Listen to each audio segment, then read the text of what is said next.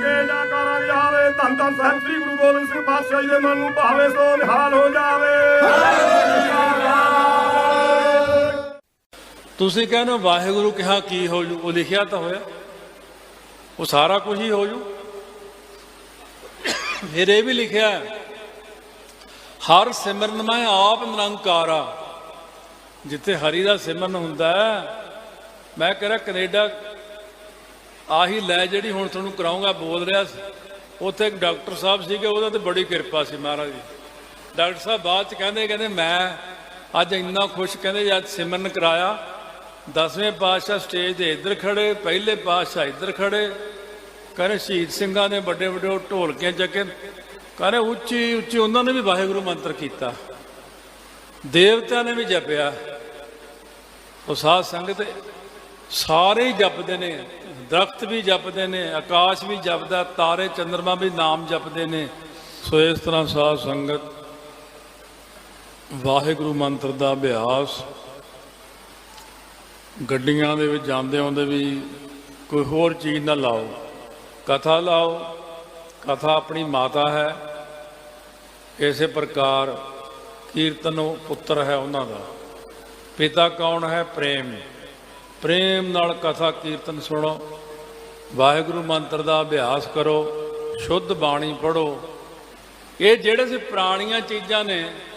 ਮੈਂ ਬਹੁਤ ਸਾਰੇ ਲੋਕਾਂ ਨੂੰ ਨੋਟ ਕਰਦਾ, ਜਦੋਂ ਸਿੱਖੀ ਦਾ ਰੌਲਾ ਬਹੁਤ ਪਾਉਂਦੇ, ਸਿੱਖੀਆਂ ਅਸੀਂ ਸਿੱਖਾਂ ਸਿੱਖ ਜਦੋਂ ਆਊਗਾ ਵਿਆਹ ਦਾ ਟਾਈਮ, ਉਦੋਂ ਸਿੱਖੀ ਦੀ ਕੋਈ ਮਰਿਆਦਾ ਵੀ ਨਹੀਂ ਨਿਭਾਉਂਦੇ ਉੱਥੇ। ਜਦੋਂ ਮਰਗਤ ਦਾ ਟਾਈਮ ਆਉਂਦਾ, ਉਦੋਂ ਸਿੱਖੀ ਦੀ ਮਰਿਆਦਾ ਕੋਈ ਵੀ ਨਹੀਂ ਹੁੰਦੀ ਉੱਥੇ। ਉੱਥੇ ਫੇਰ ਉਹ ਪੰਡਤਾਂ ਵਾਲੀਆਂ ਗੱਲਾਂ ਸਾਰੀਆਂ, ਘੜਾ ਫੋੜਨਗੇ, ਆਹ ਕਰਨਗੇ, ਆਹ ਕਰਨਗੇ। ਜਦ ਤੁਹਾਨੂੰ ਰਾਹ ਵਧੀਆ ਦਿੱਤਾ ਹੋਇਆ,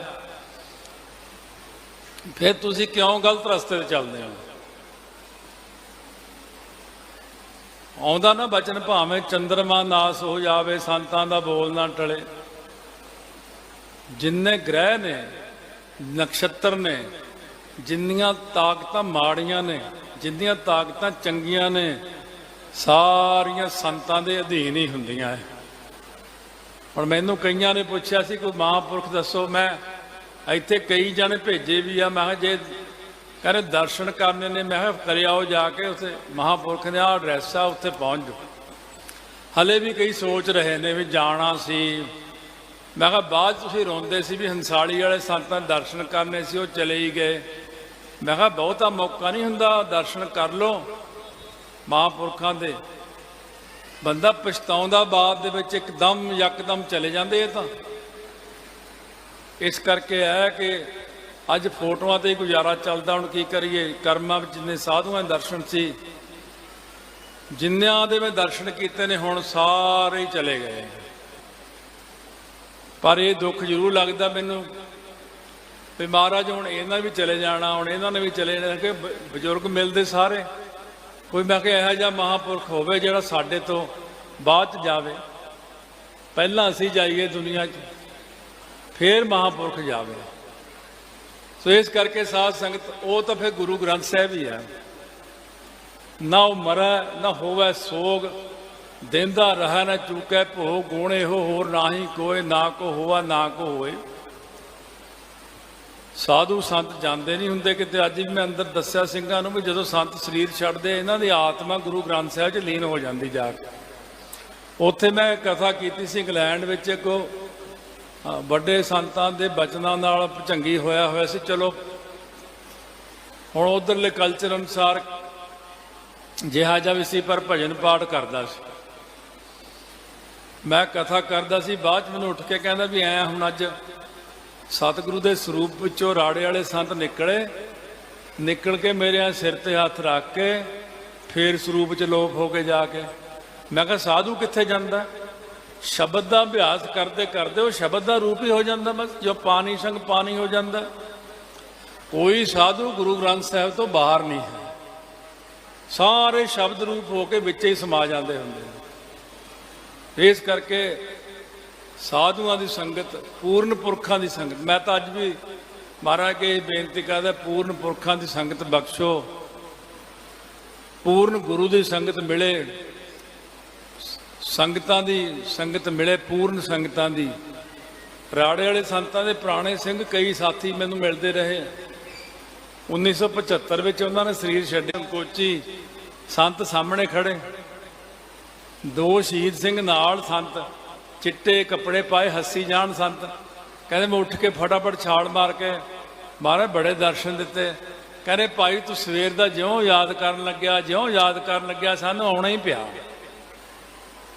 ਪਰਸੋਂ ਹੀ ਹਲੇ ਇੱਕ ਸਿੰਘ ਦਾ ਮੈਨੂੰ ਫੋਨ ਆਇਆ, ਉਹਨੇ ਵੀ ਸੇਮ ਇਹੀ ਗੱਲ ਸੁਣਾਈ ਮੈਨੂੰ। ਕਹਿੰਦਾ ਰਾਮਪੁਰ ਖੇੜੇ ਵਾਲਾ ਸੰਤਨ ਜੀਵਨ ਪੜ੍ਹੇ ਜਾਂ ਤੂੰ ਚੌਰ ਲੋੜਾ ਤੁਹਾਡੇ ਅਸੀਂ ਆਤਮਾ ਕੀ ਕਰਨੀ ਹੈ। ਸੋ ਗੱਲ ਹੈ ਵੀ ਮਹਾਂਪੁਰਖਾਂ ਦਾ ਸਰੀਰ ਜਦ ਤੱਕ ਬੈਠਾ,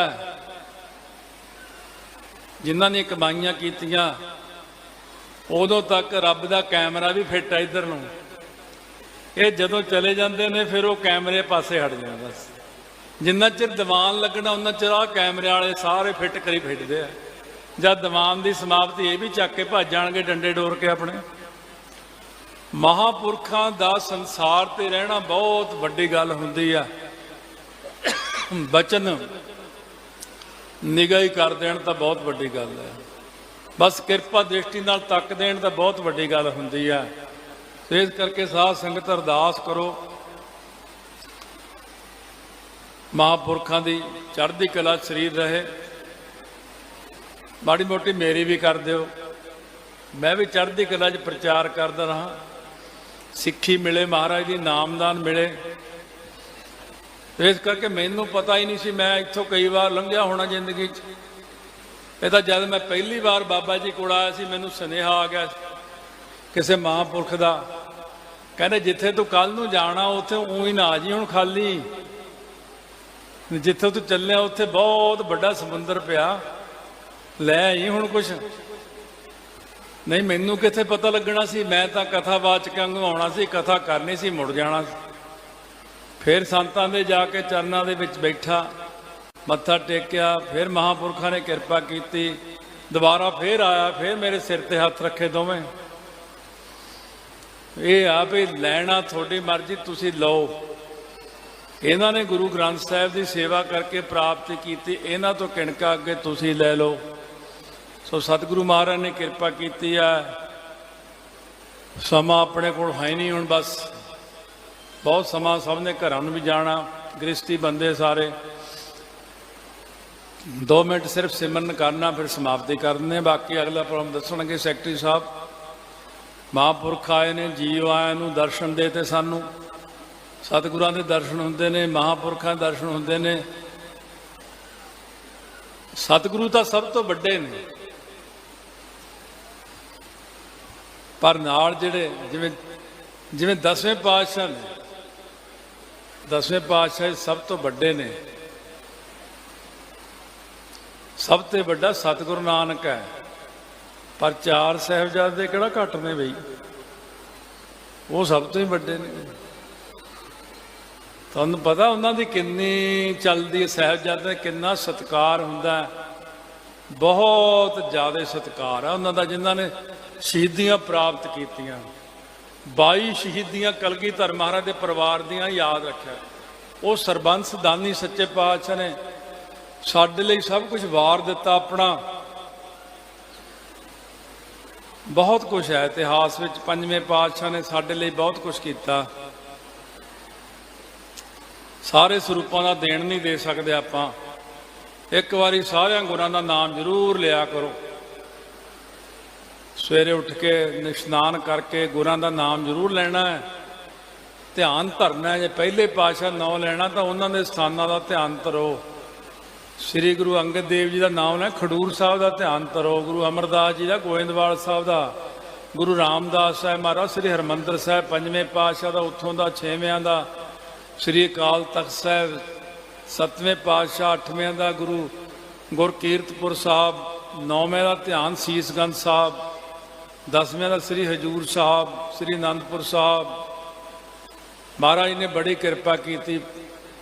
5 ਪਿਆਰੇ, 4 ਸਾਹਿਬਜ਼ਾਦੇ, 40 ਮੁਕਤੇ, ਸਭ ਦਾ ਨਾਮ ਲਿਆ ਕਰੋ, ਬਹੁਤ ਫਾਇਦਾ ਹੁੰਦਾ ਆਪਾਂ ਨੂੰ। ਆਓ ਪਿਆਰ ਨਾਲ ਅਕਾਲ ਪੁਰਖ ਦਾ ਬਖਸ਼ਿਸ਼ ਕੀਤਾ ਨਾਮ, ਇਹ ਜੋ ਨਾਮ ਵਾਹਿਗੁਰੂ ਮੰਤਰ ਹੈ। ਕਈ ਕਹਿੰਦੇ ਤੁਸੀਂ ਸਾਡੇ ਚੋਂ ਜੰਮੇ ਹੋ। ਮੈਂ ਕਿਹਾ ਪਹਿਲਾਂ ਪੜ੍ਹ ਲਿਆ ਕਰੋ। ਜਦੋਂ ਸ੍ਰਿਸ਼ਟੀ ਦੀ ਹਲੇ ਰਚਨਾ ਨਹੀਂ ਸੀ ਕੀਤੀ, ਜਦੋਂ ਹਲੇ ਸ੍ਰਿਸ਼ਟੀ ਦੀ ਰਚਨਾ ਨਹੀਂ ਸੀ ਹੋਈ, ਦੁਨੀਆ ਬਣੀ ਨਹੀਂ ਸੀ, ਜਦੋਂ ਕੱਲਾ ਉਹ ਆਪ ਹੀ ਸੀ, ਸੁੰਨ ਸਮਾਧੀ ਆਪ, ਉਦੋਂ ਉਹਨਾਂ ਨੇ ਗੁਰੂ ਨਾਨਕ ਤੂੰ ਰੂਪ ਧਾਰਨ ਕਰਕੇ 36 ਯੁੱਗ ਵਿੱਚ ਵਾਹ ਵਾਹ, 9 ਯੁੱਗ ਹੇ 9 ਯੁੱਗ ਗੋ ਗੋ, ਰੂ ਰੂ, 9 ਯੁੱਗ ਕਮਾਈ ਕਰਕੇ 36 ਯੁੱਗ ਵਿੱਚ ਵਾਹਿਗੁਰੂ ਮੰਤਰ ਸ੍ਰਿਸ਼ਟੀ ਦੇ ਰਚਣ ਤੋਂ ਪਹਿਲਾਂ ਹੀ ਰਚ ਦਿੱਤਾ ਸੀ। ਯਾਗ ਬਲਕ ਮੁਨੀ ਨੇ ਇਹ ਗੱਲ ਕਹੀ ਸੀ, ਭਵਿੱਖਤ ਪੁਰਾਣ ਵਿੱਚ ਲਿਖਿਆ ਹੋਇਆ, ਉਹ ਭਵਿੱਖਤ ਪੁਰਾਣ ਹੀ ਪਾੜਤਾ, ਗਾਇਬ ਕਰਤਾ। ਉਹਦੇ 'ਚ ਲਿਖਿਆ ਹੋਇਆ ਕਿ ਵਾਹਿਗੁਰੂ ਮੰਤਰ ਇੰਨਾ ਮਹਾਨ ਮੰਤਰ ਹੈ ਜਿਹਨੂੰ ਆ ਕੇ ਨਿਰੰਕਾਰ ਜੀ ਗੁਰੂ ਨਾਨਕ ਦੇ ਰੂਪ 'ਚ ਹੋ ਕੇ ਦੇਣਗੇ ਸਭ ਨੂੰ। ਉਹਦੇ ਚੇਲੇ ਕਹਿੰਦੇ ਸੀ ਸਾਨੂੰ ਤੁਸੀਂ ਦੇ ਦਿਓ ਵਾਹਿਗੁਰੂ ਮੰਤਰ। ਉਹ ਕਹਿੰਦੇ ਮੈਂ ਇਹਦਾ ਅਧਿਕਾਰ ਨਹੀਂ ਰੱਖਦਾ, ਮੈਂ ਦੇ ਨਹੀਂ ਸਕਦਾ। ਵਾਹਿਗੁਰੂ ਮੰਤਰ ਤਾਂ ਗੁਰੂ ਨਾਨਕ ਸਾਹਿਬ ਦੇਣਗੇ, ਮੂਲ ਮੰਤਰ ਉਹਨਾਂ ਨੇ ਹੀ ਦੇਣਾ ਆ ਕੇ ਸ੍ਰਿਸ਼ਟੀ ਨੂੰ। ਸਾਡੇ ਸਤਿਗੁਰਾਂ ਨੇ ਸਾਨੂੰ ਵਾਹਿਗੁਰੂ ਮੰਤਰ ਬਖਸ਼ਿਆ, ਮੂਲ ਮੰਤਰ ਬਖਸ਼ਿਆ।